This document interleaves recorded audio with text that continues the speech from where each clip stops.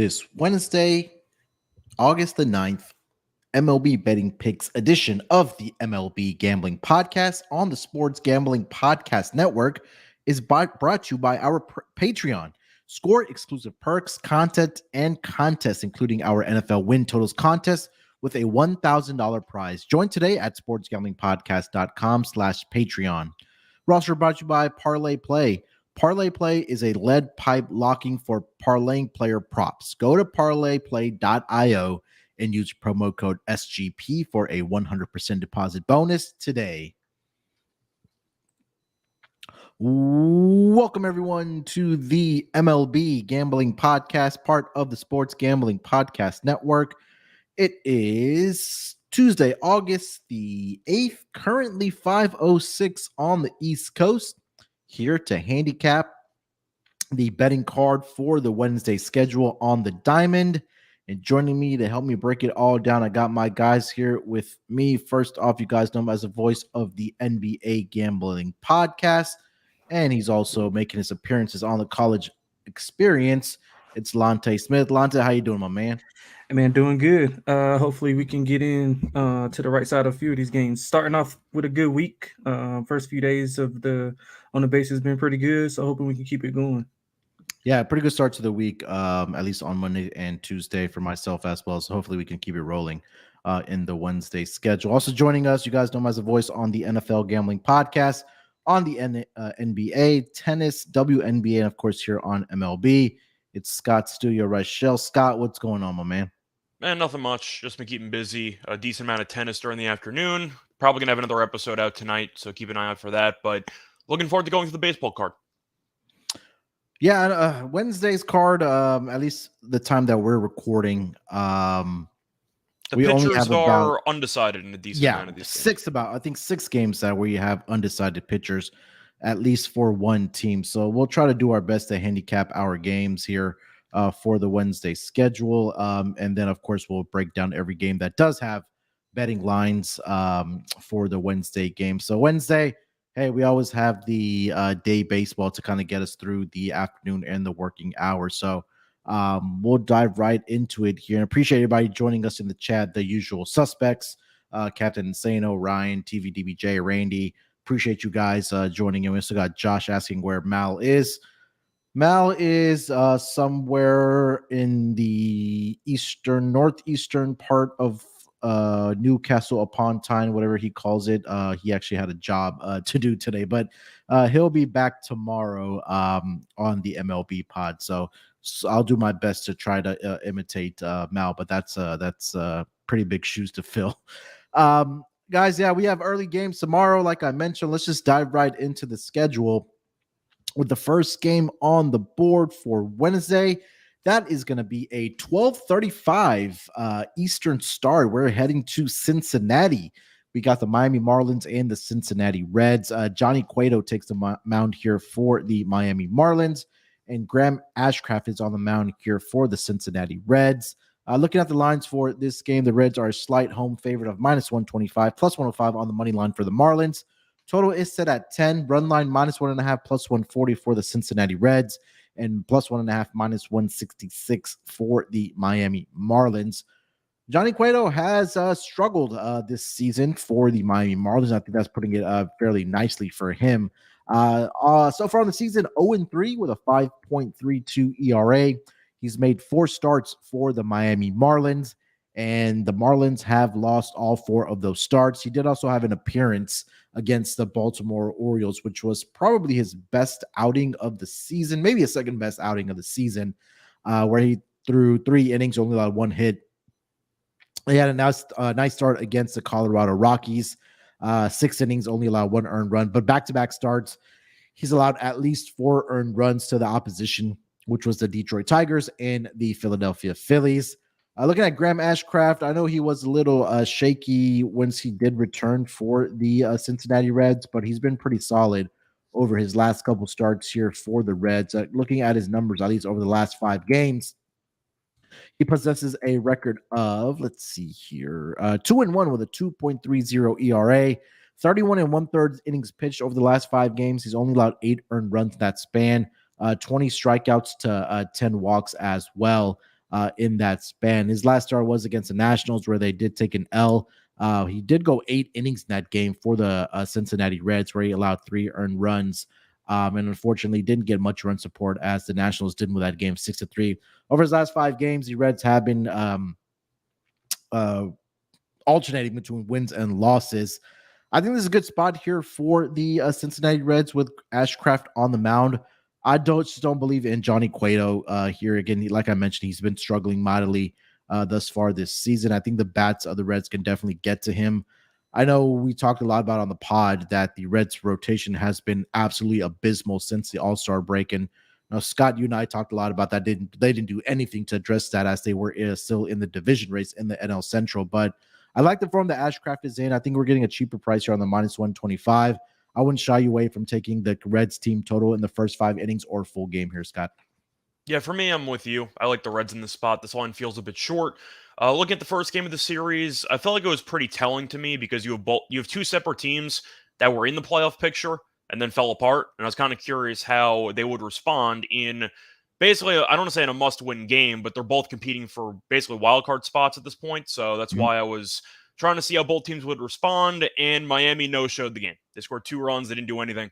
And I do think even though Cincinnati isn't the greatest of teams at the moment, they have more offensive firepower. And you're looking at Miami. I know that Chisholm's back in the lineup tonight on Tuesday, but he gets hurt all the time, so you never know if he's actually going to be there or not. They traded for Berger, but they also got rid of Cooper. I don't know why they got rid of Cooper. I actually like him as a player. But anyway, Point is Miami, I'm still not sold on from a lineup perspective. And Ashcraft, I think, is the better pitcher at this stage in their careers. So a better pitcher and a better starting pitcher, that's good enough for me. I'll take the Reds at a short price. Okay. Yeah, I'll make it a theme right here. I like the Reds also. I'm going to lean to the under also. Cincinnati's under in 5 straight. I know they can get it going at any given time, but lately offensively, they've just been struggling. Miami's also under in 4 of their last 5. You mentioned Ashcraft. I mean, 2 earned runs or less in 6 of his last 7 starts. 1 earned run combined in 12 2/3 against San Diego and the Dodgers. I thought that was a good run by him against 2 elite offenses, and we know Miami is far from an elite offense. So I think Ashcraft can have another solid outing. I think he can shut down Miami. I can see like a 4-1, 3-0 type of game here. So I'll lean with the under. I love the Reds on the money line. I forgot to mention before, by the way, Cueto's appeared in 5 games this season for Miami, and Miami's 0-5 in those appearances. Yep. All right, guys, before we get over to the next game of the afternoon, let me tell everyone about the Sports Gambling Podcast Patreon. Sign up for the Patreon to get access to exclusive contests, including the NFL Win Totals contest with a $1,000 first place prize. Besides season-long contests, they also have weekly contests just for patrons, plus a monthly SGP Stories podcast, completely ad-free and full of behind-the-scenes stories from SGPN. There's even a Discord channel just for patrons. Only you can prevent corporate gambling. Do your part and sign up today. sportsgamblingpodcast.com/Patreon. Again, that's sportsgamblingpodcast.com/Patreon to get all of the details. All right, guys, next game on the board for the afternoon. We are headed to Milwaukee, a 2:10 Eastern start. The Colorado Rockies and the Milwaukee Brewers are going to battle it out here. I see Chris Flexen is going to get the start here for the Rockies, and Adrian Hauser is going to get the start here for the Milwaukee Brewers. Looking at the lines for this game, I'm seeing the Brewers are a heavy north of a $2 favorite, -230 on the money line, +190 on the money line for the Colorado Rockies. Total set at 9.5 with juice towards the under. Run line -1.5, -115 for the Brewers, and +1.5, -105 for the Colorado Rockies here. Lonte, take us away. Yeah, so I got like 2 things here. I like the Colorado team total to go under, and I like Milwaukee on the run line. Colorado has 2 runs or fewer in 4 of the last 5. Offensively, they've just been as bad as it gets. I know we talked about. I actually took them tonight to win, but it's more so a fade of Milwaukee's pitcher of Miley. I think Colorado can get to him, but I mean, again, Hauser, he's been solid at home, 1 earned run or less in 3 of his last 4 starts, so that goes towards the team total being under here. Flexen, he's allowed a home run in 6 of his last 7 and multi-home runs in 3 of those. So, I mean, Milwaukee is not an explosive offense at all, but if he can't get it going or put in the right spot, then they can take advantage of that with Yelich and a few of those guys. So I can't look anywhere but the Milwaukee run line, but I do like the Colorado team total to go under, whether that's first 5 or full game. I like that play a lot. Yeah, like you mentioned, the long ball, the home run ball has been a problem for Chris Flexen this season. His last start, he gave up 10 hits in just 5 innings pitched to the St. Louis Cardinals. Cardinals weren't able to take really advantage of all the hits that they got within those first 5 innings. They were only able to muster up 3 earned runs in those spots. But also, you take a look at Chris Flexen for the regular season here, and I think it's been 6 starts, I believe, or 5 starts. But the over is, I think, 5-0-1 in those starts where Chris Flexen has started for the Rockies. And the Mariners, I'm sorry. And he's 1-5 straight up in this 6 starts this season. So I'm with you here, Lonte. I do like the Brewers here. I think I like their team total to go over in this spot here as well. When Chris Flexen is starting, the opposing team is averaging 7.83 runs per game. Prior to their last game against the Cardinals, the opposing team against Chris Flexen has scored 11, 7, 7, 14, and let's see here, 4, which was the Angels all the way back on April. But like I said, he's been struggling ever since he did return for the Colorado Rockies here. So Brewers for me, Brewers team total over. What do you got, Scott? I'm with you guys. I just think Colorado's going to get killed. I said on yesterday's podcast, I think Milwaukee's going to sweep them pretty comfortably. Yeah. It's a series they need, simply put, after they ended up splitting pretty disappointingly to the Pirates over the weekend. We know the Cubs are starting to breathe down their neck, and they gained a game yesterday because the Cubs ended up losing to the Mets. So they need to do whatever they can to take care of business. Milwaukee's been a pretty solid home team this season, as they are 32-26. Colorado, what do you know? They're 19-38 on the road. It's shocking, right? I mean, they're never bad on the road, right? But yeah, I do think when you're looking at this matchup here, Flexen has been a lost cause. That's why he's pitching for Colorado. You're looking at Hauser. He's been fine this year for the most part. So Hauser has done a good job in general in his career of limiting the long ball because he tends to pitch towards ground ball contact. He's a ground ball pitcher, and the Rockies can't score. So if you're going to limit the long ball for the most part, and once again, Flexen's been really bad. Milwaukee won the first game of the series 12-1, which just summed up Milwaukee basically saying, all right, we know what we got to do here. Like, we messed around against Pittsburgh. We got to bury this team. I said they're going to sweep. I think they cover the run line in every game. So give me the Brewers run line in this game too. Yep. All right, guys. Next game on the board. It's a 3:37 Eastern start. It's Texas Rangers. They are in Oakland to take on the A's. I do see Jordan Montgomery is going to get the start here for the Texas Rangers. No listed pitcher. This is one of the 6 games that does not have a pitcher listed for the Wednesday schedule, but maybe I'm not sure it makes a difference here. Jordan Montgomery obviously was traded from the Cardinals here to the Rangers. I believe he has 1 start under his belt with the Rangers, but Scott, anything to add here without a listed pitcher for the A's, or does it even matter? I'm trying to figure out the actual. Oh, sorry. Hang on a second. I was trying to think of who would be the potential starter for Oakland in this game, and I got no idea because they're all bad. So I have no idea. I think I'm just going to go with the Rangers. They got off to a bad start yesterday, and then what do you know? They covered it and came back and won on the run line again. I said in yesterday's podcast, the Rangers are 6-2. All 6 wins are on the run line against Oakland. So when they win, they cover. I don't see it changing. Oakland, once again, not a very good team. The Rangers offensively were good, but they got Seager back, and now they're back to being great. So that's definitely a nice boost to have into that lineup. I'm going with the Rangers. I think Montgomery's fine. He's not going to give you an amazing start, but against Oakland, well, like 5 innings, 2 runs, 6 innings, that's probably good enough. I think Texas can tee off. Give me the Rangers.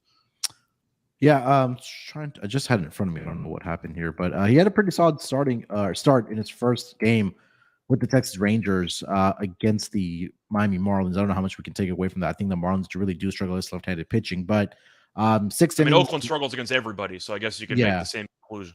Yeah, he's gone 6 innings in 4 straight starts dating back to his days with the St. Louis Cardinals. But last start against the Marlins, 6 innings, 6 hits, allowed only 2 earned runs, 6-2 victory for the Texas Ranger in that start. So, I mean, with this offense, like, Scott mentioned, with them getting Corey Seager back, it only, takes them from being good to great. And then again, we've seen it multiple times this season that despite this Rangers team being down, with how great their offense has been this season, they can always come back tie the game or even, cover the run line like they did yesterday. So I agree with Scott 100%. I don't think for me it matters who starts with the A's here. Lonte, anything to add? Yeah, not really. It just, I don't think it matters either. I'd much rather have the Texas team total to go over. I think that'll be a bigger play of mine. You mentioned it, Scott. I mean, Seager back in the lineup. I think they'll be able to mash whoever Oakland pitches out. I don't think it matters. So the next two games, again, are two teams that don't have listed pitchers. So for the Twins and the Tigers game tomorrow, 6:40 Eastern start, Bailey Ober does get the start here for the Minnesota Twins, and undecided right now for the Detroit Tigers. Anything to add here? I really didn't see anything. I mean, we can handicap Bailey Ober here. I think that I'm just looking at Twins run line, to be honest. I like how Minnesota's played. Scoring a bunch of runs. Detroit can't really hit. That's kind of good enough for me. What'd they win yesterday? 9-0? Scored like 7 runs in the first inning? Yeah, yesterday? It was like they had like 7 or 8, and they're like within the I can't believe Wentz is still in a rotation. Can't play quarterback, can't pitch. It's not a great combo there. But the point is Minnesota's been playing good baseball, and with Cleveland basically waving the flag in the division because Naylor's on the IL. Jose got a 3-game reward punishment for knocking somebody out. Of course, Bieber got sent on the IL. Cleveland fell apart. I mean, it is what it is. They had injuries. No? What? I doubt it. Is Bieber coming back? No. He was put on the 60, so I assume he's done. Yeah. But the point is, Cleveland is basically wraps at this point. So Minnesota, instead of playing with their food, decided, you know what, they're going to hand us the division. Let's take it. So I like how they've played. Detroit is a team that isn't very talented, but they play hard, I guess, which is code word for they win occasionally. But I don't think this is a spot for them. I'm going to go with the Twins run line. Ober has not been great lately, but I still like him as an overall pitcher. I'll go with the Twins. Yeah, Bailey Ober did have one start earlier this season against the Tigers, which was back on, let's see here, June 25th. 6 innings, he allowed 3 earned runs to the Detroit Tigers. The Twins did get the victory there, 6-3. They did cover the run line, and this was a road start for Bailey Ober. So hopefully he's able to bounce back here. But like Scott mentioned, he has been in bad form, or at least over his last 5 games. But on the road, 4-2 with a 3.48 ERA. So, and the Twins have won 3 of his last 4 starts as well. So, if he's able to keep the ball in the ballpark, again, home runs he's given up in the last 4 games, 6 total. He gave up 2 to the Royals and 2 to the White Sox in that span. But again, like if he's able to keep the ball in the ballpark, I think they have a good shot of covering the run line, despite who the pitcher might be for the Tigers. Lonte, anything to add? No, not really. I agree 100%. We probably look at Minnesota. I mean, the not the run line, the team total. I would look at that to go over. Also, it's kind of boring, but I mean, the way they're hitting the ball, I can't be mad with it. Cardinals and the Rays is the next game on the board. 6:40 Eastern start as well. I do see Dakota Hudson is getting the start for the Cardinals, but undecided here for the Rays. Some news for the Rays that Shane McClanahan is pretty much done for the entire season. I don't want to curse him, but it may look like he might be headed for some significant offseason. What exactly surgery. did he injure again? Yeah, what happened? They said elbow/forearm. So I don't want to say it's Tommy John. I was going to say it sounds like Tommy. Yeah, that's what it sounds like. So I mean, I don't want to put a bad juju out there because he was having a phenomenal season for the Rays. But obviously, if they do make the playoffs, maybe he can come back. But it seems less likely than not that he's going to be back. But anyways, Dakota Hudson is going to start here again. No lines, no pitcher for the Rays. Lonte, anything to add? Scott, we got a chance, man. The Yankees, we got a chance to catch the Rays, man. What you think? A chance of what? We got a chance to catch the Rays. How many games are we back? Did they add another 200 games? How many games did they have in the season? How many games are we back from the wild card? From the wild card, like 4.5 now, I think. We can get it's it. It's either 4.5 or 5.5 because Toronto and Seattle keep winning. Yeah. And Seattle's not even in the wild card, but they're a team that's the bridge team between us. But at least we're not the Angels right now. We win occasionally. Right, 5.5. Yeah, that's what. Catching Tampa. Maybe next season. We started 0-0. Maybe next season. Yeah, but I'm gonna probably go with Tampa this whole series, similar to what we all thought in that Minnesota series. I think it's just a mismatch of teams. I mean, I think Glasnow was supposed to go here. And if he goes, it's definitely a run line bet for me. I mean, Tampa's really good at home. I think they're 36-18 the last I checked. I don't have the updated numbers, but Yeah, I'll probably just be on the run line with them, especially if it's glass now. Captain Sano, I'm not even going to acknowledge your stupid question because Mal asked me that the day before you guys started recording. So I'm not even going to acknowledge your question. And yes, I would win in the foot race against Stan, just to answer your question. All right, guys, before we get over to the next game of the schedule for Wednesday, let me tell everyone about the newest sponsor on the Sports Gambling Podcast Network. That is Parlay Play. Parlay Play is a great way to get down on your favorite parlayed player props. Football season is right around the corner, and Parlay Play will have all of your favorite props. Parlay Play is available in a ton of states, including California and Texas, plus our good friends up north. Parlay Play is available in a bunch of provinces in Canada. And when you sign up with our code, you'll get a sweet bonus to get started. Head over to parlayplay.io and use promo code SGP for a 100% deposit bonus up to $100. Again, that's parlayplay.io, promo code SGP. All right, boys, next game on the board we have, let's go to the schedule. Let me just go back to the odd screen here. Another 5:40 Eastern start. Sorry, 6:40 Eastern start. We have the Washington Nationals and the Philadelphia Phillies. I see Mackenzie Gore is going to get the start here for the Washington Nationals. Michael Lorenzen on the mound for the Phillies. Phillies are a -185 home favorite, plus 154 on the money line for the Washington Nationals. Total is set at 9 with the vig towards the over at -118. Run line -1.5 plus 105 for the Phillies and plus 1.5 -125 for the Washington Nationals. Scott, what do we got for this game? So for this one, it's a little bit tricky because I got to see how both teams use their bullpens in this doubleheader that's taking place on Tuesday. Yeah. But looking at the actual pitching matchup, I mean, the Phillies are worthy of being big favorites, I'll tell you that much. I mean, Lorenzen was a nice acquisition for them. Gore's been okay for the most part, but once again, I'm being pretty generous because of how bad the Nationals' rotation is. But he's been okay. I mean, I'm assuming in this start he'll probably go 5 innings, giving up like 3 runs, and they'll call it a day. I think I'm just going to take Philly run line. We know Philly's been a streaky team all year long. The bats have finally woken up again. And I do think Gore gives up a lot of home runs, might be in trouble here. Lorenzen's been solid this year. He was one of the main trade deadline acquisitions that Philly made. And I think that he's in line to pitch relatively well. I do think I'm going to lean to the over in this game. I think you're going to see runs. Washington's offense has been solid lately. We saw them score 3 runs, for example, against Wheeler in the first 2 innings in game 1 on Tuesday. I see runs here, but I do think Philly scores most of them. I see Philly winning this game like 7-4, something like that. So I'll go with the over, but I'll lean to Philly. Speaking of Philly runs, another 3-run bomb from Kyle Schwarber gets their lead to 6-3 now over the Nationals. I got the over. Let's go. Let's go. Yeah, I agree with you, man. Phillies are in good form here right now, especially their bats, have been doing pretty well as well. And Mackenzie Gore has struggled in his 2 starts against the Phillies this season. He's 0-1 with a 10.38 ERA. He's allowed 15 hits and 8 2/3 innings pitched, 10 earned runs in that span, 2 home runs he's allowed in that span as well. And he's struggled on the road despite having a winning record. He does have a 4.66 ERA, and he's really just struggled within the division as well.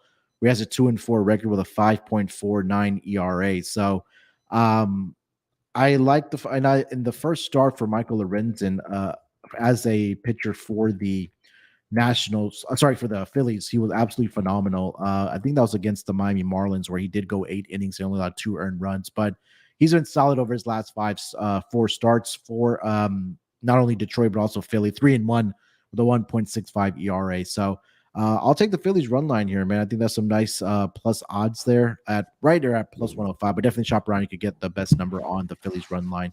Lonte, what do we got for this game? Yeah, so I like Philly as well. I mean, Gore, like you mentioned, Scott, he's been like inconsistent, I guess, to say the least. I mean, either he's on and, he only gives up 1 or 2 runs, or he's off and he gives up, 5 to 7 runs. So it's really no in between. There's no real way to like judge it or to get a good hold on it. And I thought it's probably going to be B based on Munaf's mention of the numbers against Philly. He has not done well against the Phillies at all. And I think that still, I know it's a lot of juice, but once the Phillies, like, I guess if they go on to win this game, 10-3 or 11-3, and they win the second game, 5-2 or something like that, then this is probably going to be north of $2. So if you like it, I would go ahead and lay the short price here, because it's going to go up after the Phillies win, assuming they hold on here and then win game 2. So I like the Phillies a lot. I'll be revisiting this later on. Yeah, again, like Scott mentioned, we definitely want to check out what the bullpen usage is going to be for both of these teams, because they are playing a doubleheader on Tuesday. All right, guys, next game on the board.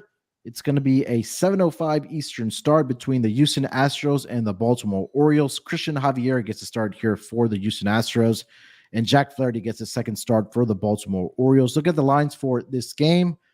I currently see the Orioles, minus 125 home favorite, plus 105 on the money line for the Houston Astros. Total is set at 9, with a little bit of VIG towards the under at minus 112. Run line is minus 1.5, plus 170 for the Astros, and plus 1.5, minus 205 for the Orioles. Christian Javier has been struggling a bit for the Astros, despite having a 7-2 record, 4.39 ERA this season. His last 5 starts, he's 0-1 with a 6.66 ERA. He's allowed 19 earned runs in 25 2/3 innings pitched. This last start was against the New York Yankees, where he did allow 3 earned runs and just 4 2/3 innings pitched. He's only made it to the 6th inning in 1 start over his last 5 games, and the Astros have lost 3 straight starts made by Christian Javier. But Christian Javier does has pretty solid numbers against the Orioles in his career. I know he was a guy that was in that hybrid role for the Astros before they did put him into that pitching rotation actually this season. But he did have 1 start last season against the Baltimore Orioles, where he did go 6 innings, allowed 1 hit and no earned runs in that span. In his career, 12 2/3 innings pitched against the Orioles. He's only allowed 5 hits in that span. Jack Flaherty in his last start was against the Blue Jays in his first start for the Orioles. Another solid starting for him against the Blue Jays in that game. 6 innings pitched, 4 hits, 1 earned run, 2 walks, and 8 strikeouts. And he's been really solid against the Blue Jays this season. This was really hard for me to handicap. This whole series is difficult to handicap. Yeah, I think I'm going to go with the first 5 over in this game. I think the Astros can get to Jack Flaherty here for a couple runs. And like I mentioned, Christian Javier has been giving it up at least early on in his starts in his last 5 games. So with a total of 9, you're probably going to see a 5 with maybe a little bit of VIG on the over for the first 5 innings. I just couldn't bring myself to a side here. If you put a gun to my head, I would lean with the Orioles, but I think I do see runs in this game between the Astros and the Orioles with these two guys, especially early on. Scott, what do you got? I'm going to go with Baltimore. Javier couldn't even slow down the Yankees. I'm going to go with the Orioles in this one. I just think Flaherty's the better pitcher. We've been talking about Javier for months, and it feels like he's been struggling for months, and nothing's really changed. I mean, now he has a decent start here and there of like 5 innings, 3 runs, but he occasionally gets shelled. And I do think Baltimore has enough talent to make life difficult for him. They're deep in the lineup, and I do think that's going to be a problem. Houston offensively was fine against the Yankees, but to be honest, it was kind of a disappointing series for them because I thought they'd win the series and they ended up splitting. But I'm going to go with Baltimore at home. They've been really good at home. They've been very good in general, but it's most of the pitching angle. I like Houston as a team, but I really don't like Javier on the mound based on current form. It would not shock me if he was either left out of the rotation in the playoffs or left off the roster. So Jesus. I don't exactly trust Houston here. I'll go with Flaherty and the Orioles. For the Astros, there's a catcher that they brought up on I think his name is Yonder Diaz. In place, or not really in place of Maldonado, but he's a great hitter. And anytime he is in the lineup, I don't have the numbers exactly in front of me, but it's a night and day difference with their win-loss record when he's in the lineup for the Houston Astros. Maldonado's useless. So. Yeah, especially with this bat, right? So I know where does he hit? Does he hit at the back of the back of the line? I think it's usually like 6 or 7. They don't put him so they've actually put him in like 3 and 4. He's won me a couple of team totals by hitting home runs. He's a solid. So they're starting to put him in the top 5 in that batting lineup for the Astros. Obviously, it's always going to be Altuve, Bregman, Tucker, Alvarez, and then I saw Diaz. I think today on the Tuesday game, Diaz is batting 5th. They moved Abreu down to 6th. So and Maldonado's still catching. They have Diaz at the DH. So, again, is he a good fielding catcher, by the way? Because Maldonado gives them absolutely nothing hitting wise. Like, is it even worth it at this point? I think that the only times he's really out there is probably when Verlander gets a start. I feel like he's always catching. Yeah, I don't know why. It feels like he always is. And I think that's been the gripe for Houston Astros fans down here. It's like, let's just start Diaz because number one, 100% he has the better bat. And they just don't trust his Maldonado fielding? is pretty much useless. I mean, his fielding is fine. When you have an offense, Maldonado might have better framing numbers and calling games, and he's more experienced with the pitching. Yeah, he's probably more comfortable with the guys on the pitching. People weren't complaining that much about it. I mean, people didn't really like Maldonado, but Jason Castro, who was somehow even worse at hitting than Maldonado was, so nobody complained about it. But now you have an actual hitting catcher, and they don't use him enough. Yeah. Lonte, thoughts on this game? Yeah, so my philosophy with this game was just bet whoever was going to be the underdog. I think it's just that, like a coin flip type series. So I'll just bet whoever the underdog is. But even the Yankees scored runs against Javier. We don't score runs against anybody. Yeah, I mean, but like he hasn't been sharp. Sometimes.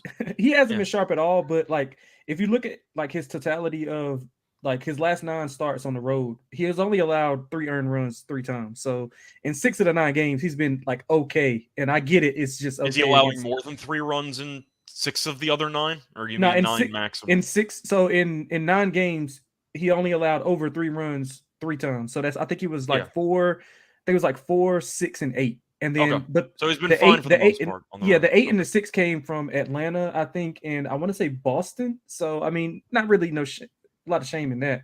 And I mean, he only allowed I think he's allowed under 3 runs in probably half of those games. So he's been okay. I mean, not terrible, but I can kind of see where you're going with that.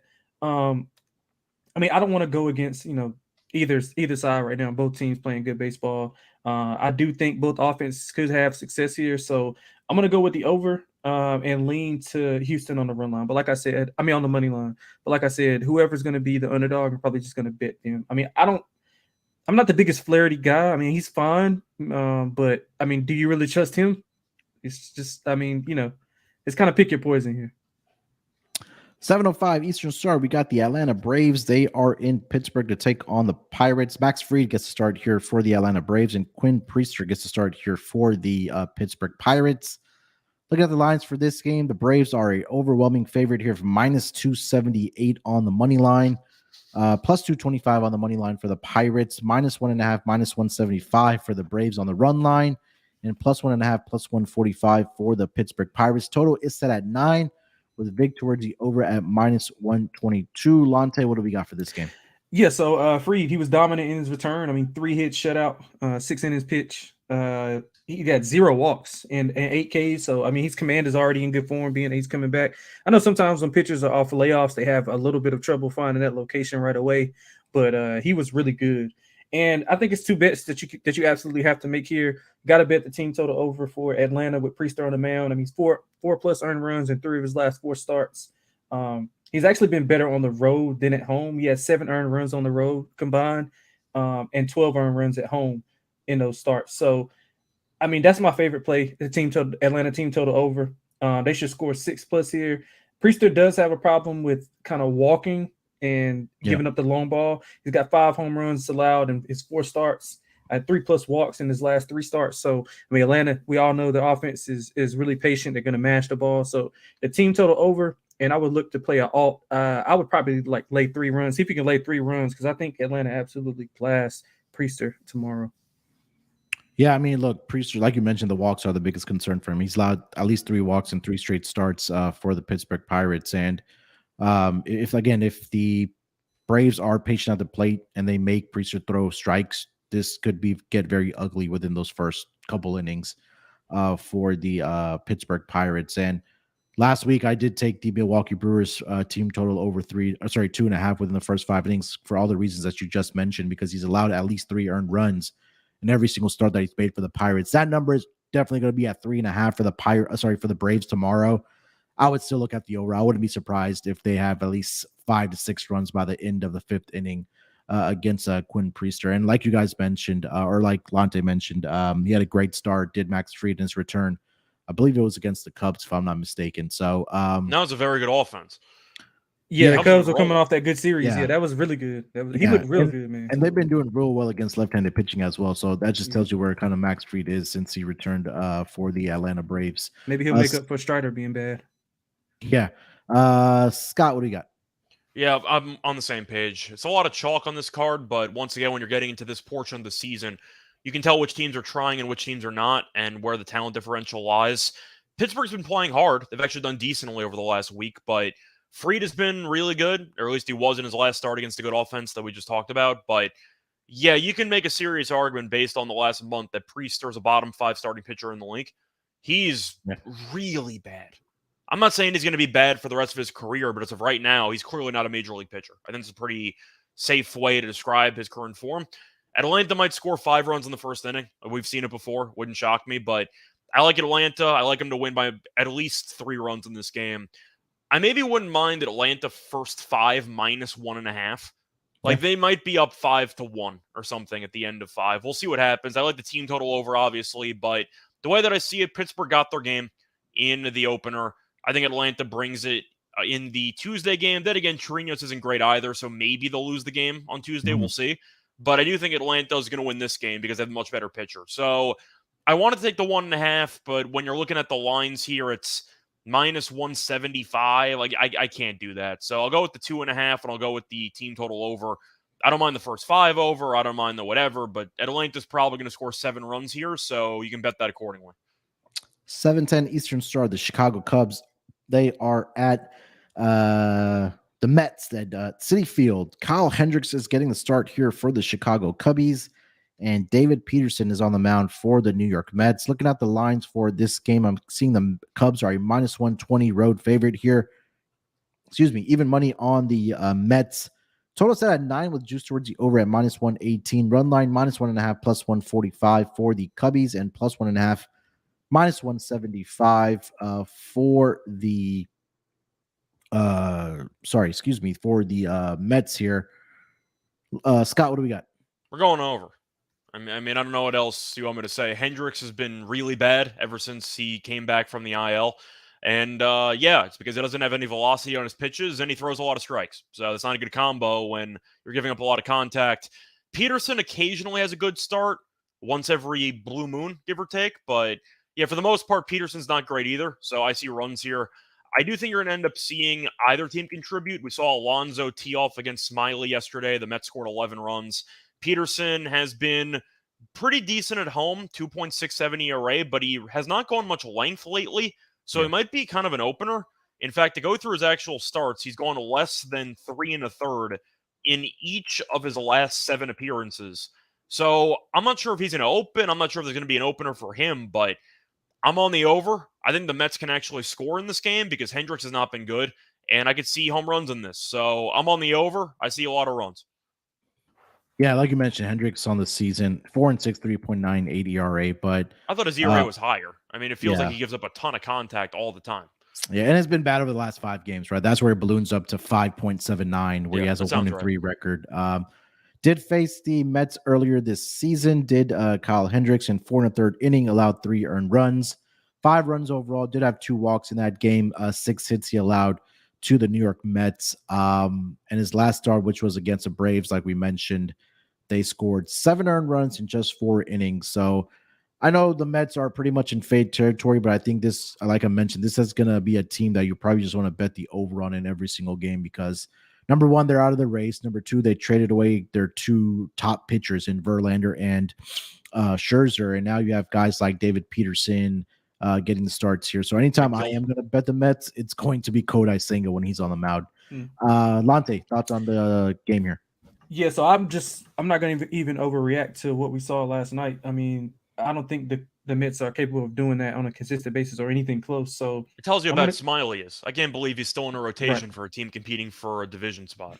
Right. If they want to keep competing, they might want to push him back a few starts. But yeah, I mean, I just don't trust the Mets at all. I'm gonna go with the Cubs on the run line. I mean on the money line. I think if that game would have been more competitive, they probably wouldn't be as short of a favorite as they are now. So I'm gonna lay it with the Cubs. I like the team total to go over also.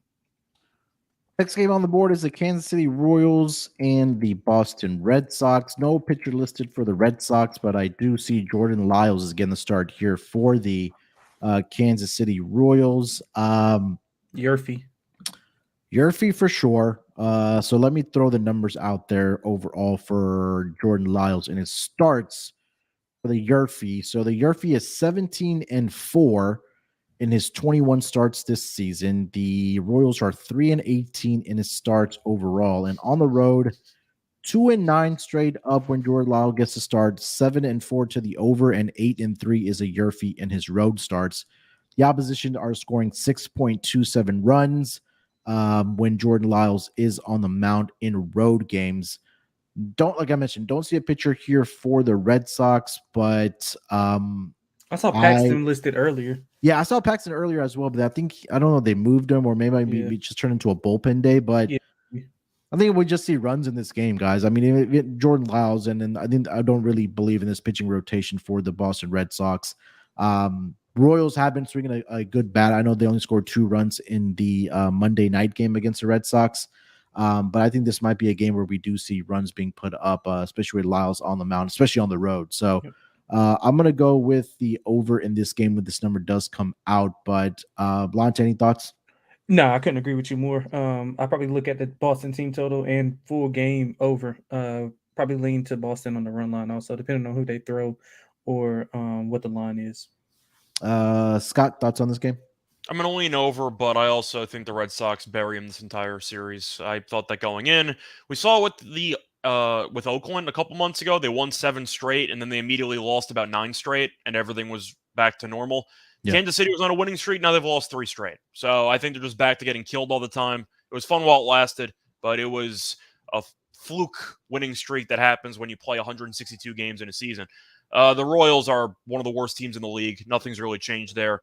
Boston's been really bad lately, but I'm hoping the walk-off grand slam yesterday maybe woke up the bats a little bit. I'll go with the Red Sox run line, but I do like the over in this game. But it's mostly fading Kansas City. I'm not going to get swayed by one of the worst teams in the league having a good week and suddenly thinking they're decent at baseball. They're not. They're a bad baseball team. I'll take the Red Sox at home. 7:10 Eastern start. The Toronto Blue Jays, they are in Cleveland to take on the Guardians. Kevin Gausman gets to start here for the Blue Jays, and Logan Allen is on the mound for the Cleveland Guardians. The Blue Jays are a -148 road favorite, +124 on the money line for the Cleveland Guardians. Total is set at 8 with Vic towards the under at -115. Run line -1.5, +114 for the Blue Jays, and +1.5, -135 here for the Guardians. Lonte, what do we got for this game? Yeah, so I like Toronto here. I mean, they're on fire right now at the right time. They won 4 straight, outscoring opponents 28-9. Cleveland, I know me and Scott were talking about it last night. They're without 2 of their best bats in the lineup. That's a big concern. Well, not officially. Ramirez is still appealing. I haven't heard any result there. He's going to be suspended, but I'm not sure if he's actually active tonight or not. Oh, okay. Well, I saw Tim Anderson, for example, play against the Yankees yesterday because he's appealing. He got injured anyway. Oh, so they can. Oh, I didn't know he could still play if you're appealing. Oh, okay. Yeah, if you're appealing, you can play while you appeal, but it's usually one day. You get an extra game and whatever. Okay, well, I mean, even with them, they're still not a good offense. And Gosman's been pretty good. 2 earned runs or less in 4 of his last 6. He was roughed up in his last road start. Gave up 4 home runs, but again, I don't think he has to worry about that with Cleveland's offense. I like Toronto here, man. I think Toronto's making a surge. It's kind of hard to believe in them full force because they do get on these little runs and then they'll get no hit by Oakland like they did a few months back. But Allen, he's just been okay. I mean, but the way Toronto's hitting the ball, I'm not sure he'll be able to perform up to that standard as he has been. He hasn't faced a tough slate of offenses either. Kansas City twice, White Sox twice, Pittsburgh and Oakland. I mean, those are bottom tier offenses by any metric you look at. So I think Toronto can bury him here. I like him on the run line at the plus price. Yeah, I'm here with the Blue Jays as well. I mean, you mentioned everything. They have their best pitcher on the mound, and Guardians, just with all the injuries that we talked about earlier, especially if Ramirez is going to be missing this game. I mean, that's their best bat in the lineup by far. So Blue Jays, the offense has looked like it's starting to turn around here over the last week or so. So I am going to ride the Blue Jays on the run line here as well. Scott, thoughts on this game? Yeah, for me, I'm going to go with the under. I'm not going to try to rock the boat here. I was on the under for the first A couple of games in the series, and I don't see it changing here. By the time that Ramirez's appeal's over, it should be before the start of this game, so Ramirez should not be playing in this game. Naylor's still injured. Even for Toronto, you haven't really noticed it, but Bichette's still injured, so he's not going to be in the lineup either. I'm just on the under. I don't see enough quality options in the lineup for Cleveland to generate runs, and Toronto has been getting by, but part of it might have to do with how bad Boston's pitching staff is. That's a separate story, though. But they won the first game in the series 3-1. I do think you're going to end up seeing a pretty ugly series. Logan Allen's been hit or miss this season. Gausman's been very good for the most part. But looking at Allen's numbers here recently, he's been kind of hit or miss. So I think you're looking at a spot where maybe Toronto contributes 5 runs. I'm not sure Cleveland even gets to 3 in this game. I'd feel better about 8.5 if I could get it, but I think Gausman pitches well. So I'm leaning to an under in this one. All right, next game on the board. This is the last game that we have official lines on. That's going to be the LA Dodgers. They are in Arizona, take on the Diamondbacks. Bobby Miller is getting the start here for the Dodgers, and Merrill Kelly is on the mound here for the Arizona Diamondbacks. Dodgers are a slight favorite here of -125 on the road, +105 on the money line for the home team, the Diamondbacks. Total is set at 9. Run line -1.5, +130 for the Dodgers, and +1.5, -155 for the Arizona Diamondbacks. Lonte, what do we got? Yeah, so I'm in fade mode with Arizona as well. So I'm going to go with the Dodgers in a team total over. I mean, Arizona's lost 8 of the last 11. They have 0 offense, 2 runs or fewer in 4 of the last 5 games. I'm not really a big Bobby Miller fan. He's got a decent record, but he does allow a lot of contact. Now, Arizona hasn't been able to hit the ball, so I'm assuming that he can kind of get by here, and maybe the Dodgers bats can save him because they've scored 8+ runs in 5 of the last 6 games. And Kelly, he's allowing a decent amount of contact as well against pretty, I guess, below average opponents. He hasn't faced, an opponent somewhat in the upper half of the offensively of the Dodgers caliber in his last 5 or 6 starts. So pretty simple for me, man. I know it's a lot of chalk on this episode, but I mean, that's just where the good plays are. I think the Dodgers roll here. They probably can get to that total by themselves. I think they can score double digits here. So I like the Dodgers on the run line and the team total to go over. Yeah, I think I'm just going to look at the Dodgers over in this game. I think the Dodgers are going to win the series comfortably because Arizona's dead in the water. But you're looking at Kelly. He's been the better pitcher compared to Miller this season. But Kelly in his career has not been very good against the Dodgers. They faced him a lot because he's been in that division for a while. But you're looking at, I'm doing the math in my head here, that's 210 career plate appearances by the Dodgers active batters against Kelly. 303 batting average and a 376 on base percentage. And that includes a couple pitchers who are 0 for 1s. The numbers are actually better when you take them out of the equation. The point is, Kelly's not been good against the Dodgers. They've been one of the hottest offenses in the league. You can argue them or the Cubs, kind of going back and forth on which offense has been better over the past week. But I just don't like the Diamondbacks at all in this entire series. They tried to make a move at the deadline for Sewald to help the bullpen too little too late, and Sewald stunk up the joint in the first appearance he made. Arizona's just not very good. So I'll go with the Dodgers. They're playing very good baseball. I'll take the Dodgers run line as well. But I will go with the over. I think Kelly struggles, and I think the Dodgers probably get to 6 or 7 in this game. 14 career appearances for Merrill Kelly against the Dodgers. Anybody want to take a guess on what his record is against the Dodgers? 2-10. I'm trying to think of how many decisions is he dealing with? Yeah, I just shaved 2 off. 10 decisions. I was going to say 3-7. 0-10 with a 5.45 ERA in his career against the Dodgers. Wow. So I think that's how many of those are in. How many of those are at? How many of those are at Dodger Stadium? Doesn't matter. No, it doesn't. But I'm just curious. Let's see here on the road. Let me filter that down. 7 appearances in Dodger Stadium. He's 0-4 with a 6.23 ERA. So he's 0-6 at home against the Dodgers. Yeah. Okay, cool. Yeah, that's what I was really looking forward to. Yeah. 0-6 with a 4.74 ERA. He's taking so it doesn't 6 matter. straight losses. Yeah. You're right. All right, so that is the last game on the board that has official lines. I know we didn't go through the Angels with Ohtani on the mound, the White Sox with Mike Clevinger on the mound against the Yankees, and then these Padres and the Seattle Mariners. So we can kind of rapid fire through this if we have any thoughts here. Yankees and White Sox. I didn't have anything for this game. Mike Clevenger. Scott, anything for this game? Yeah, I'm taking the White Sox. All right. I don't have anything more to Lonte? add. Clevenger was actually decent against the Yankees earlier this year, but I mean, the Yankees can't hit to save their lives. It is just sad to watch. So, yeah, I'll take Chicago. I need a few more underdogs on my card. So, Chicago will be one of them.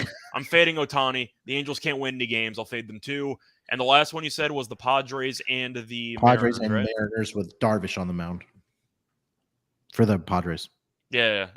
I think I'm going to lean San Diego there. I don't feel great about it. No chance I bet that game. But I think that San Diego is not bad enough to get swept by Seattle. I think they'll win a game. I'll give Darvish that one. But, yeah, I'll be on the White Sox, and I'll fade the Angels until they actually win a game. Lonte, Yankees, White Sox. Under. Don't trust either offense, so I'll go under. That's there. fair. Ohtani and the Angels. I lean to. Damn it. So the issue I have with Ohtani They are. is because I don't know how many innings he's going to go, because his last start he only ended up going 3 or 4 innings before they pulled him because of like 3 2/3 or something. Doesn't Ohtani get hurt every start nowadays? It feels like his body's falling apart. And then the next game he just comes out and hits a home run casually. Right. But I'm going under. I'm going under there also. Okay. 30 Angels 30-26 to the under at home. San Francisco 29-25 to the under on the road. I'd recommend the first 5 under, because that Angels bullpen I wouldn't want to go near. Yeah, that's fair. That's fair. So I'll pivot there. I'll pivot there too. And San Francisco's under in 8 of their last 10. Halo's under in 7 of their last 10. So I like the under there. And what was the other game? Seattle, San Diego? Seattle and San Diego with Darvish. No pitcher listed for the Mariners. Yeah, it was going to be Brandon Wu. I think I just saw they got placed on the IL, if I'm not mistaken, right? So I'm not sure. I would love to fade Darvish on the road. Seattle's been playing really, really well. Won 8 of the last 10. I'd lean that way, but I need to know who's pitching first. I don't know if it'll be a bullpen game or what, but I'll lean to Seattle though.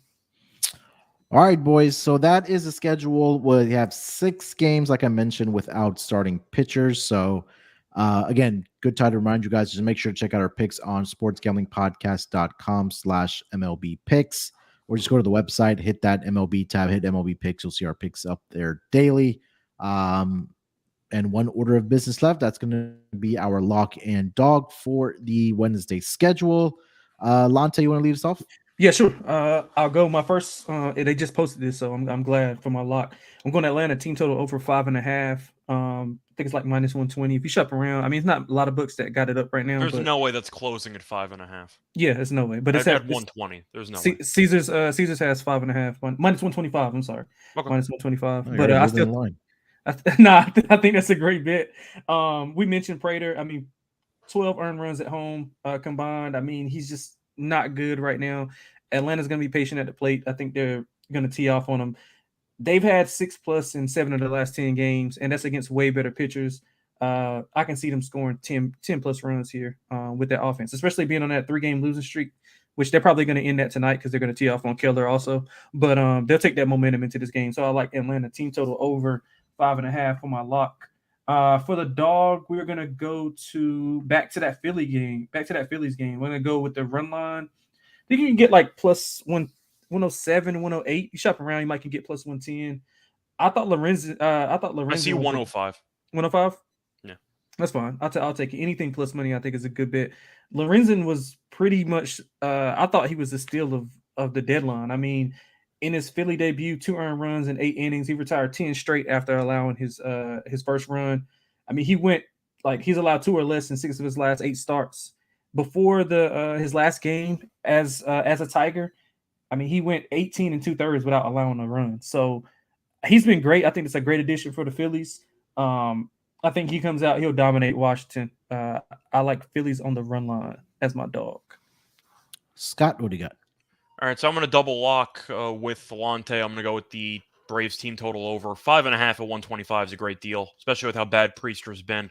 I think Atlanta, even when they lost yesterday, they still scored 6 runs. So I still think offensively they're going to do whatever they want. So I'll go with the over there for the team total. As for the dog, I liked a lot of favorites on the card, probably more than I should have. But what do I want to go with the dog here? I don't have a line on it. I thought about the White Sox, maybe. Yeah. I thought about the Dodgers run line. I'm not a fan of Miller, though, but Kelly's 0-10. Like, plus 130 is a hell of a line, fading a pitcher that's 0-10 against a particular opponent. You know what? Yeah, I think I'm just going to do that. I'm going to go with I'm going to trust my instincts. Give me the White Sox money line. Let's do it. Clevenger. Let's go. For my lock, I am going to go with... Give me the Brewers on the run line, -1.5, -115. I'm just going to fade Chris Flexen. He's just been absolutely terrible this season. Adrian Hauser has been respectable. I trust him more at the house for the Brewers. Again, we saw what they did Monday night against this Rockies team, and some of these batters are falling off like flies for the Colorado Rockies. So Brewers, they're trying to run away with that NL Central division with the Cubs breathing out their necks. This is a good spot for them to fade one of the worst teams in the National League. So I'll take the run line, -1.5, -115 for the Brewers.